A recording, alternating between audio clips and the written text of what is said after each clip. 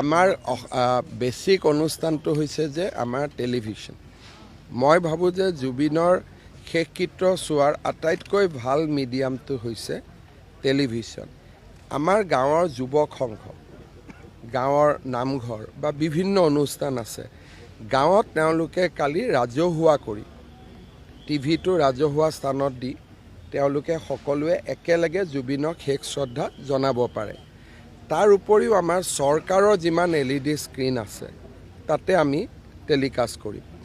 আৰু মই DIPRক ক'ম যে গুৱাহাটীৰ যদি বা আন চিটিৰ নগৰৰ বিভিন্ন সামাজিক স্থানত যদি ডাঙৰ কৰি যদি আমি LED স্ক্ৰীণ লগাব ব্যৱস্থা কৰিব পাৰোঁ, আমি তাৰো কৰিব পাৰিম। ইয়াত মই ভাবোঁ যে ইয়াত মেক্সিমাম 5,000 পৰা 7-8 হাজাৰ মানুহ আহিব পাৰিব। সেইকাৰণে ৰাজহুৱা কৰি জুবিনৰ শেষকৃত্য অনুষ্ঠানটো যদি গাঁৱে ভূঞে আমি TV LED লগাওঁ ভাল হ'ব।